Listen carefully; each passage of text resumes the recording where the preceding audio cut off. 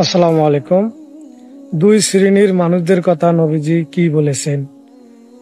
এক শ্রেণী হলো নারী হয়ে পুরুষের বেশ পোশাক গ্রহণ করে এবং পুরুষ হয়ে নারীর বেশ পোশাক গ্রহণ করে। এই নিয়ে কিছু কথা বলতেছেন শায়েখ আহমদুল্লাহ হুজুর। আসুন কথাগুলো সবাই শুনে আসি। নবী করিম সাল্লাল্লাহু আলাইহি সাল্লাম এই শ্রেণীর মানুষ সম্পর্কে আহমদ এবং তাবরানী বর্ণিত হাদিসে বলেছেন, লাইসা মিন্না মান তাশাব্বাহা বির-রিজালি মিনান নিসা ওয়ালা মান তাশাব্বাহা বিন-নিসাই মিনার রিজাল। অর্থাৎ ওই সকল মহিলারা আমার উম্মত না যে মহিলারা পুরুষদের বেশভূষা ধারণ করে, এবং ওই সকল পুরুষরা আমার উম্মত নয় যে সকল পুরুষরা মহিলাদের বেশভূষা ধারণ করে। মোহতারাম হাজেরিন, আল্লাহ তাআলা পুরুষদেরকে সৃষ্টি করেছেন কিছু বিশেষ বৈশিষ্ট্য দিয়ে, নারীদেরকে সৃষ্টি করেছেন তাদেরও কিছু বৈশিষ্ট্য আল্লাহ তাআলা দিয়েছেন। কোন পুরুষ যদি নারীর বেশভূষা ধারণ করতে চায়, তার মানে তিনি পুরুষ হিসেবে প্রাউড ফিল করছেন না, তার পুরুষত্বের ব্যাপারে তিনি আল্লাহ তাআলার এই নিয়ামত পেয়ে তিনি যথেষ্ট মনে করছেন না। কোন নারী যদি নিজেকে পুরুষের মতো করতে চান পোশাক আশাকে, তাহলে বুঝতে হবে তার নারীত্ব নিয়ে তিনি সন্তুষ্ট না, তিনি নারীত্বকে অপমান করছেন, তিনি পুরুষ হয়ে জাতে উঠতে চাইছেন। আল্লাহ তাআলা নারী এবং পুরুষকে সৃষ্টিগতভাবে শারীরিক অবকাঠামো বলে নানান দিক থেকে বিভিন্ন রকমের পার্থক্য আল্লাহ রেখেছেন, বৈশিষ্ট্য আল্লাহ তাআলা দিয়েছেন, প্রত্যেকের আলাদা আলাদা বৈশিষ্ট্য আছে।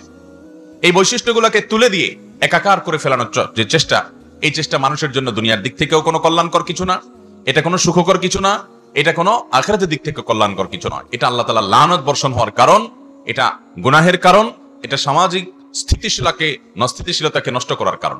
এই জন্য নবী সাল্লাল্লাহু আলাইহি ওয়াসাল্লাম এই হাদিসের আলোকে আমরা জানলাম যে সমস্ত পুরুষরা চুল রাখার ক্ষেত্রে, পোশাক আশাক পরার ক্ষেত্রে মহিলাদের বেশভূষা ধারণ করে, হাদিসে মহিলাদেরকে টাকনুর নিচে পোশাক পরতে বলা হয়েছে।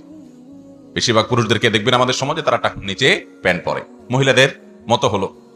আবার মহিলাদেরকে আল্লাহ রাব্বুল আলামিন তাদেরকে তাদের পোশাক আশাক যেটা পরিধান করার কথা, তাদের প্রাইভেসি এবং ব্যক্তিত্ব রক্ষা করার কথা, সেজন্য আল্লাহ তাআলা তাদেরকে টাকনুর নিচে পড়তে বলেছেন। মহিলারা এখন দেখবেন শর্ট পরে, টাকনুর উপরে পরে। ঠিক একইভাবে আল্লাহ রাব্বুল আলামিন পুরুষদেরকে চুল মহিলাদের মতো রাখতে বলেন নাই, তাদের চুল বড় করবে সেটারও একটা ধরন আছে, সেটারও একটা লিমিটেশন আছে। নারীরা তাদের চুলকে অনেক বেশি বড় করবে, কিন্তু এখন উল্টো হয়।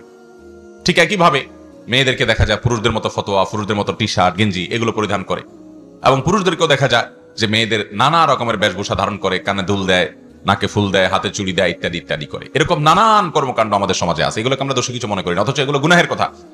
এবং নবী করিম সাল্লাল্লাহু আলাইহি ওয়াসাল্লাম হাদিস থেকে আমরা বুঝলাম এই ব্যক্তি নবী সাল্লাল্লাহু আলাইহি ওয়াসাল্লামের উম্মত নয়, নবী সাল্লাল্লাহু আলাইহি ওয়াসাল্লাম তাকে নিজের উম্মত হিসেবে পরিচয় দিবেন না।